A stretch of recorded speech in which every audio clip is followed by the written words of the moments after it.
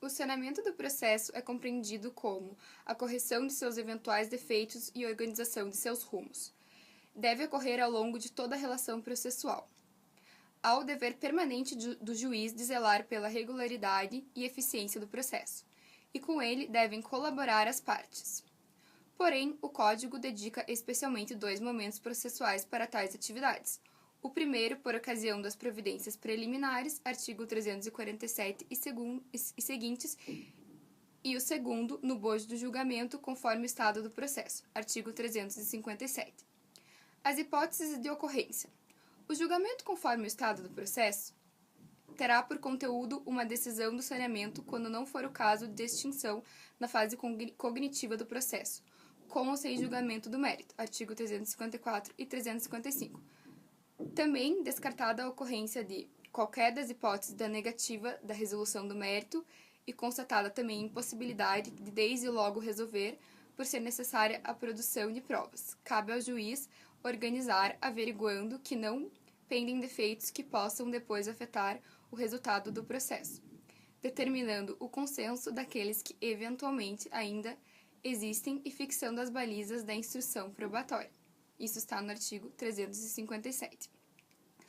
Quando a decisão de parcial impossibilidade de julgamento do mérito ou decisão de julgamento imediato parcial do mérito, cabendo produção de provas para a solução do restante do mérito, essa parcela remanescente será também objeto de decisão de saneamento.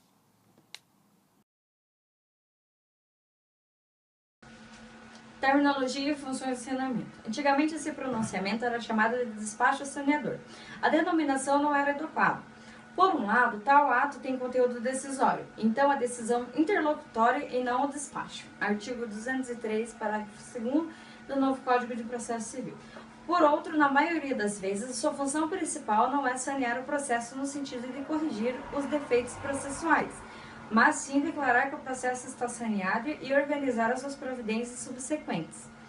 Assim, a decisão de saneamento e organização do processo é termo preferível, ainda que o emprego da terminologia antiga, por apego à tradição, não seja um problema, desde que se tenham em mente as ressalvas horas feitas. Assim, o saneamento destina-se a propiciar eficiência à atuação jurisdicional e, consequentemente, à economia processual, a duração razoável do processo, mas também se presta a assegurar a previsibilidade, a segurança jurídica e a tornar mais qualificado o debate entre as partes e o juiz, o contraditório, ampliando-se as chances de uma solução justa e eficaz.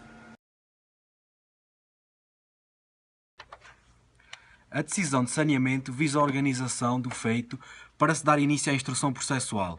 Todas as questões a serem avaliadas se encontram dispostas no artigo 357 do Código de Processo Civil. São elas: 1. Análise de eventuais questões processuais pendentes que tenham surgido supervenientemente às providências preliminares. 2. Fixação das questões fáticas controversas. 3. Especificação dos meios de prova admitidos. 4. Definição da distribuição do ónus da prova, uma vez que se autoriza ao juiz a distribuição de modo diverso do previsto em lei. 5. Delimitação das questões de direito relevantes para a análise do mérito. 6. Designação de audiência de instrução e julgamento com posterior apresentação de rol de testemunhas. Eventualmente, nos casos em que há produção de prova pericial, a nomeação do perito e fixação de prazo para a entrega do laudo também ocorrem neste momento processual.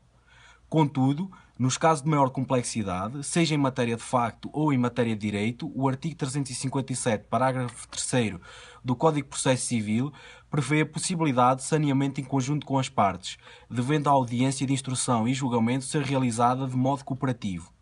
Serão discutidas todas as questões necessárias, sendo que o juiz procurará atingir um consenso. Não sendo possível, prevalecerá o seu entendimento.